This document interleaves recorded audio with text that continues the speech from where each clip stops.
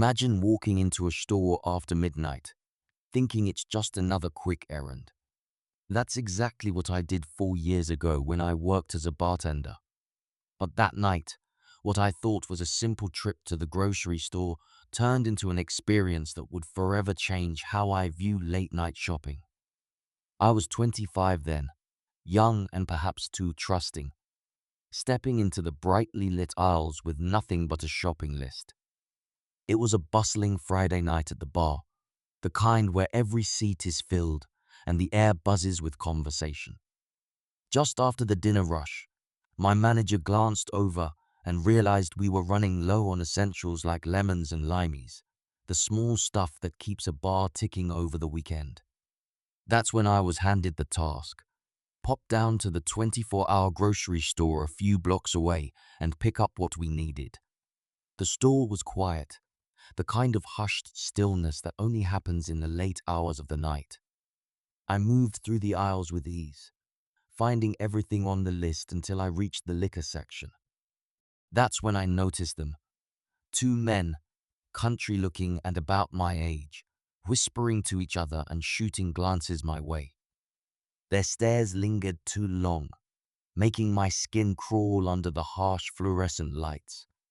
I tried to shake off the unease, grabbing the last few items I needed and heading to the self-checkout, hoping to make a quick exit. But the feeling of eyes watching every move I made clung to me, heavy and uncomfortable. As the night wore on, our bar was teeming with patrons, laughter, and the clinking of glasses. Amidst the lively atmosphere, a problem surfaced. We were running low on crucial supplies. The buzz of the crowd masked the urgency at first, but it wasn't long before my manager took notice. After a quick inventory, it was clear we needed more than just a few items to get through the weekend rush. The responsibility fell to me to ensure our bar wouldn't run dry over the weekend, a task I accepted without hesitation. Unaware of the chilling encounter that awaited me. With the list in hand, I stepped out into the cool night air and made my way to the nearby grocery store. It was just a short walk down the road, but the empty streets and dim streetlights gave the journey an eerie feel. Once inside, I navigated through the quiet, almost deserted aisles. Initially, everything seemed normal as I picked up lemons, limeys, and a few other necessities. But as I turned into the liquor aisle to grab the last few items, that's when I first noticed them. Two men, roughly my age, with rough appearances and unsettling stares.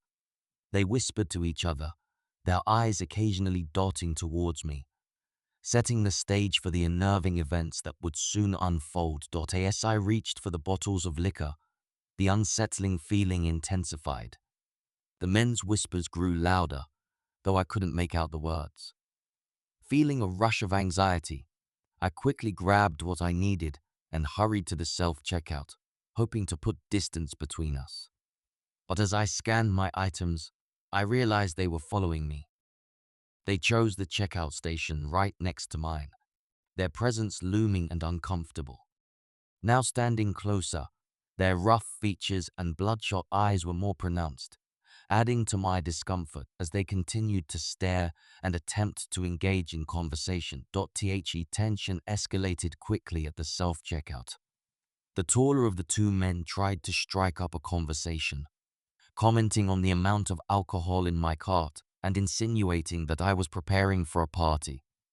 Trying to keep the interaction brief and non-committal, I responded vaguely, but they ignored the social cue to disengage. They stepped closer, invading my personal space, and the taller one persisted, suggesting I join them instead. His tone shifted when I declined, his words tinged with annoyance and a hint of aggression. As he leaned in, the smell of unwashed clothes and stale beer was overwhelming, making an already intimidating situation feel even more threatening. Recognizing the potential danger, a store employee quickly intervened.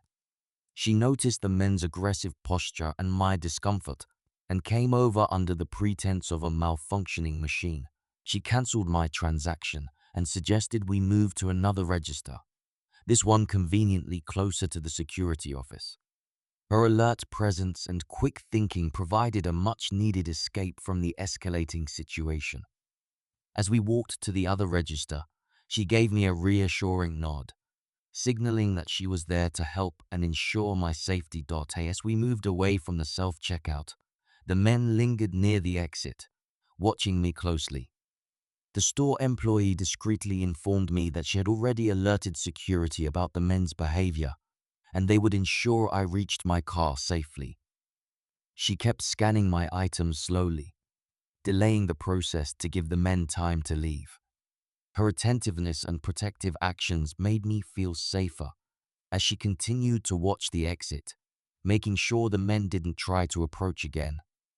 Her calm demeanor helped ease my anxiety in a situation that could have escalated further.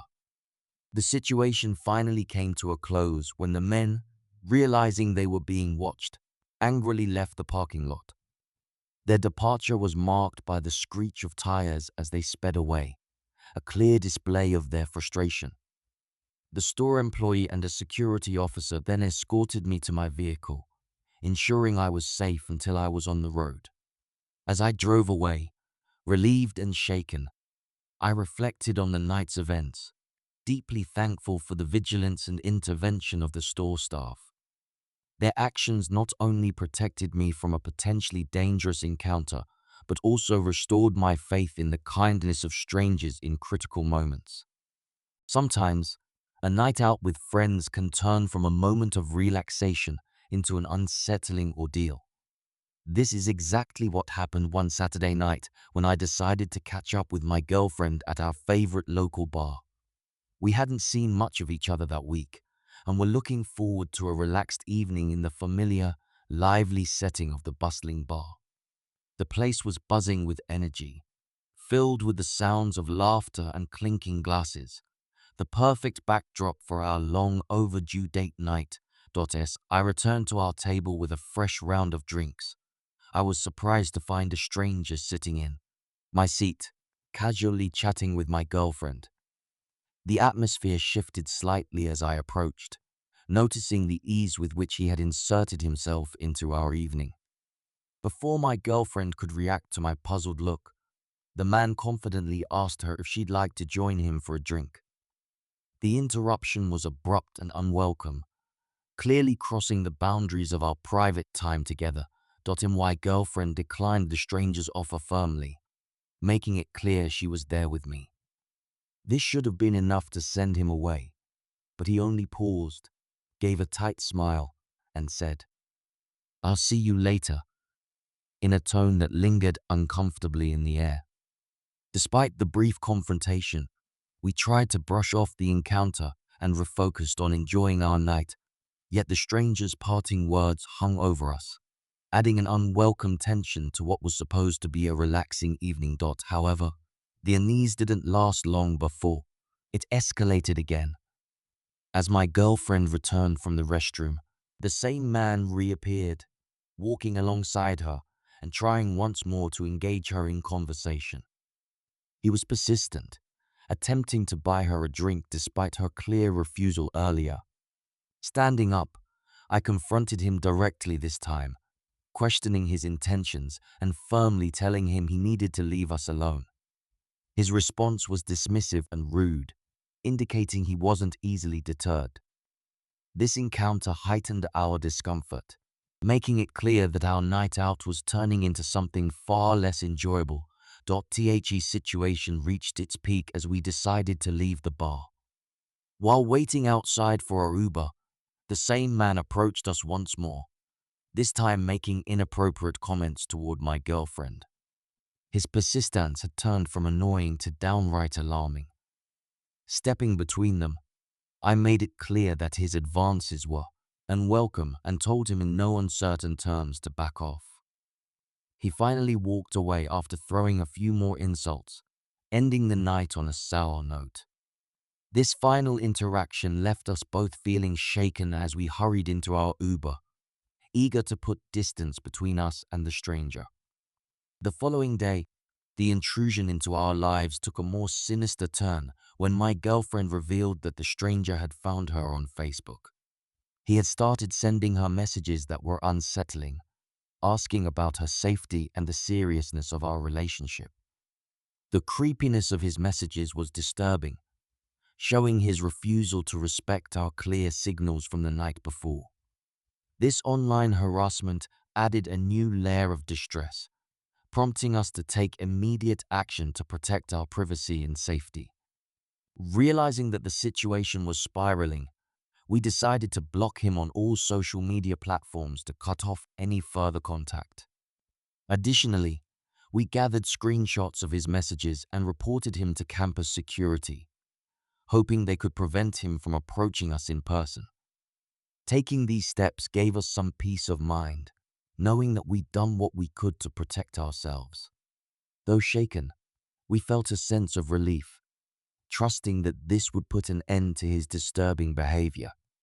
This unsettling experience served as a sobering reminder of the importance of vigilance and boundaries, even in social settings that feel familiar and safe. We learned firsthand that trust should be guarded, especially around strangers who ignore basic respect and boundaries. Moving forward, we became more cautious, sharing our story with others to encourage awareness and promote safety. It was a lesson in recognizing early warning signs and valuing our own comfort and security above all else.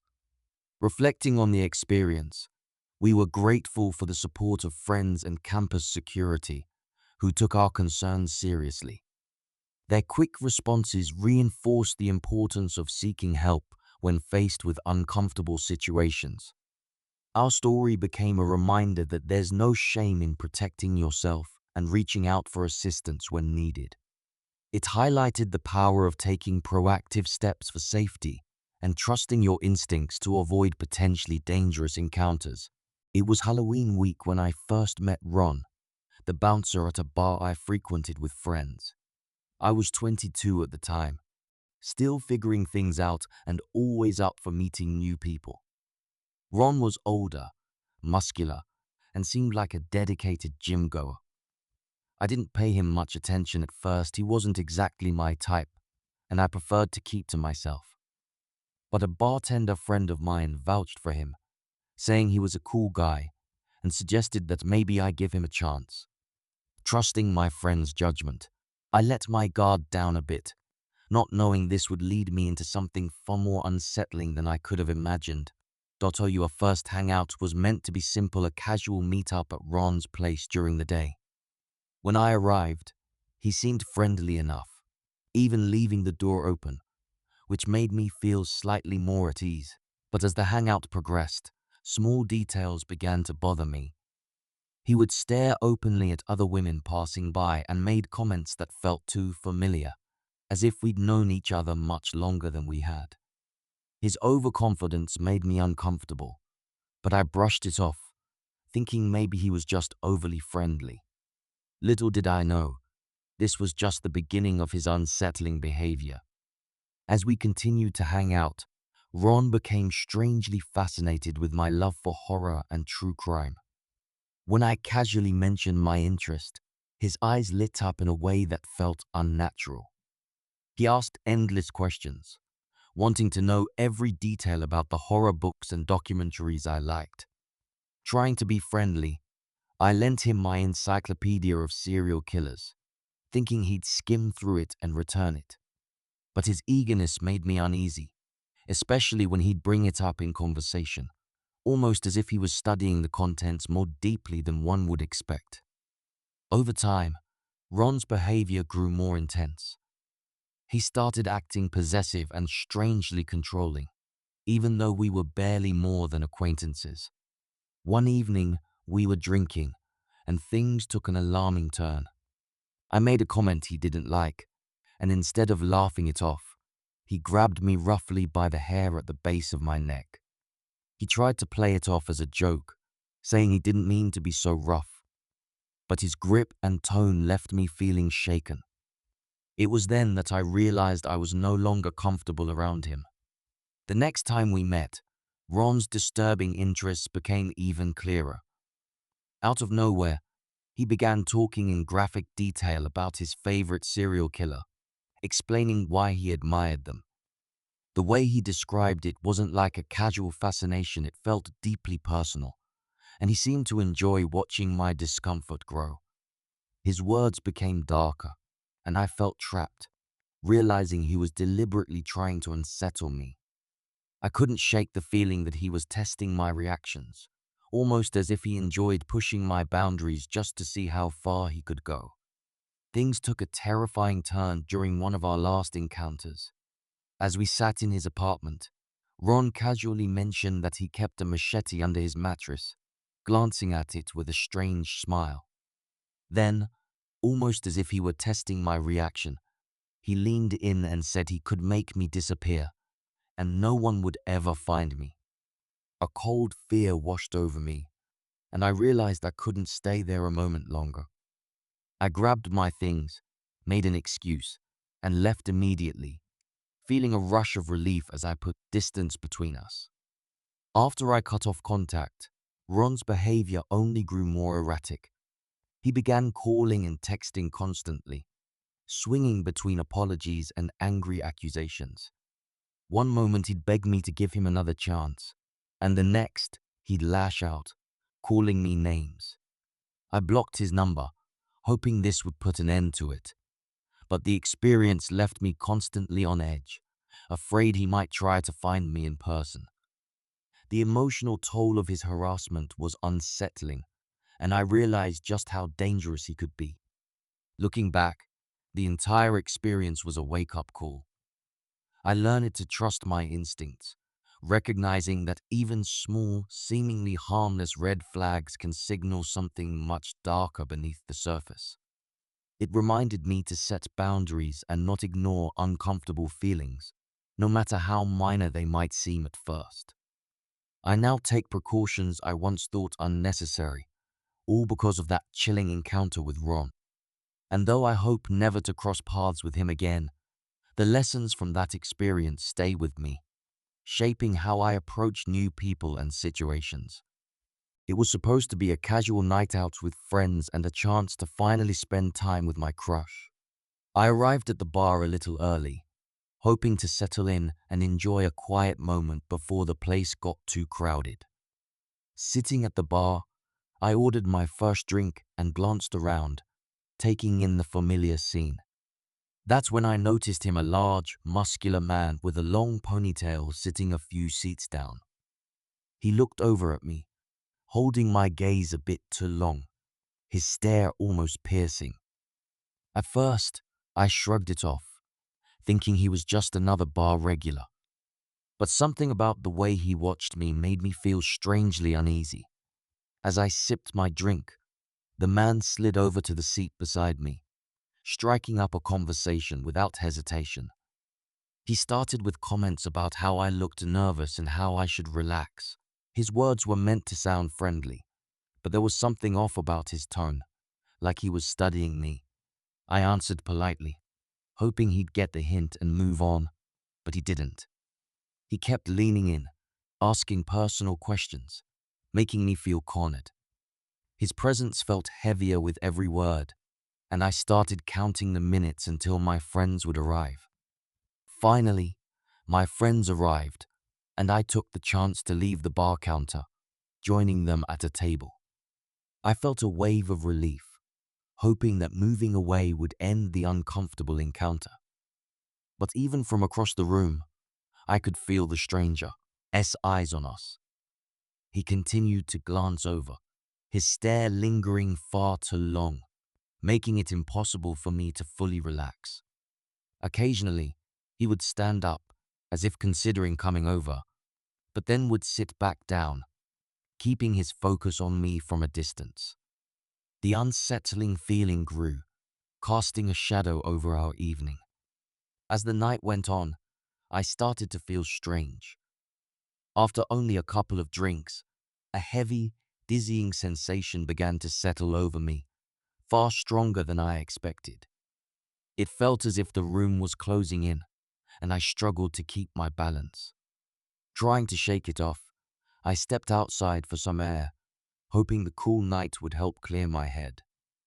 But as soon as I got outside, I realized I wasn't alone. The stranger had followed me, standing few feet away, watching me with an intense gaze that sent a chill down my spine. Seeing my condition, the stranger quickly offered to help me, suggesting I could crash at his place since he lived nearby. His offer sounded friendly on the surface, but I felt a deeper sense of danger in his voice. My head was spinning, and I could barely think straight, but I knew I couldn't go with him. Just then, my friends came outside, immediately sensing something was wrong. They stood between us, firmly rejecting his offer and telling him to leave. He hesitated, but eventually walked away, though the unsettling feeling he left lingered as my friends helped me back inside. My friends decided to take me to one of their houses to make sure I was safe for the night. As they helped me into the car, I couldn't shake the heavy, nauseating feeling that had overwhelmed me so quickly. The next day, I woke up still feeling drained and unsettled, my head pounding and memories of the previous night blurred. Deep down, I suspected that something was wrong with the drinks I'd had, and the thought that someone might have tampered with them made my skin crawl. It was a realization that left me shaken, knowing how close I'd come to something far worse. Days later, the situation took an even darker turn. Out of nowhere, I received a friend request and a message from the same stranger on social media. He somehow knew my name and had tracked me down online. His messages were unsettling phrases like, "I hope you got home okay," and comments about my friends and our night at the bar. His persistence made my skin crawl, knowing he wasn't ready to let it go. This unexpected invasion of my personal space brought back all the fear I felt that night, now amplified by his ability to reach me outside the bar. Realizing the seriousness of the situation, I blocked him immediately on all platforms, hoping this would end his attempts to contact me. I also shared what happened with my friends, who encouraged me to stay alert and report him if he tried to reach out again. This experience became a chilling reminder of how quickly a night out can shift into something far more dangerous. Since that night, I've become much more careful, trusting my instincts and being cautious of those who ignore boundaries. It taught me the importance of vigilance and the need to protect myself, even in seemingly safe settings. It all started when Kearney came into my life.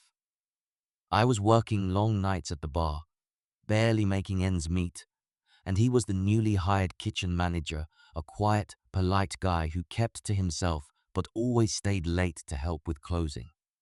Over time, we struck up casual conversations, and he seemed dependable enough. When he mentioned he was looking for a place to stay, it seemed like a good solution. I had a spare room that had been empty for months, and renting it out would help cover some bills. So, without a second thought, I agreed, believing I'd found a trustworthy housemate. Little did I know, inviting Kearney in would soon turn my life upside down. At first, things seemed normal, but soon I noticed a few strange habits.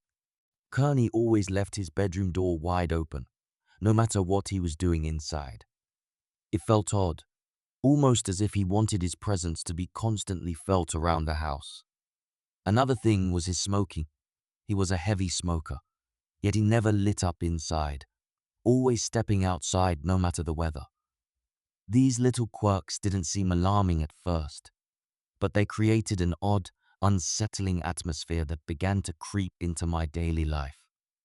A few weeks after Kearney moved in, I started noticing that things around the house were going missing. Bottles of liquor I'd barely touched were suddenly empty, and small valuables would disappear without a trace.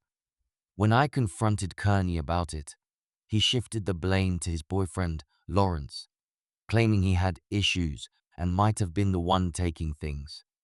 Kearney's deflection only made me more uneasy, as I hadn't realized until then that Lawrence was spending so much time in my home.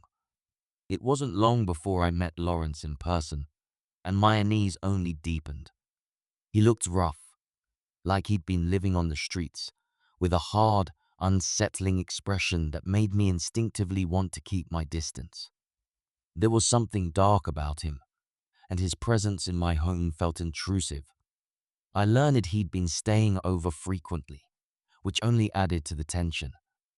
His unpredictable behavior and strange demeanor created an atmosphere that turned my home from a place of comfort into one filled with constant, simmering unease.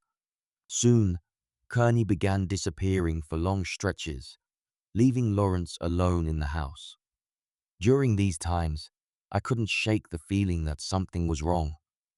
I'd hear odd noises at night, footsteps, faint rustling, and I'd find things moved around or misplaced. Every time I walked past Kearney's room, a chill ran down my spine, knowing that Lawrence was inside, lurking in silence. The once harmless quirks of my housemate had turned into a steady, unsettling presence that seemed to haunt every corner of my home. One night, I stumbled upon Lawrence rummaging through my belongings. Shocked, I demanded to know what he was doing, but he met me with a cold, defiant stare, muttering some excuse that didn't add up. The tension in the room was thick, and his defensive tone only made the situation more hostile. In that moment, I felt a rising fear, realizing that my home was no longer under my control. His behavior had crossed a line, and I couldn't ignore the growing threat he posed.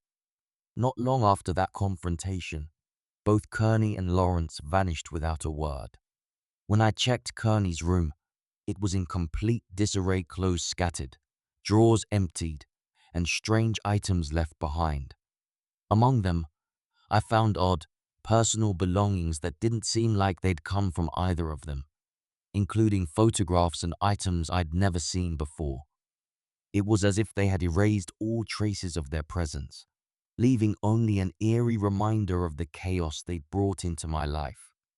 With Kearney and Lawrence finally gone, a heavy weight lifted, but the fear they left behind lingered.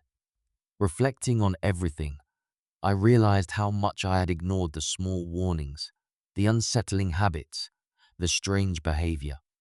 I felt both relieved and shaken, knowing how close I had come to real danger within my own home. This experience taught me a harsh lesson about letting strangers in and reminded me to trust my instincts. Now, I'm much more cautious, sharing this story to warn others about the hidden risks of overlooking red flags.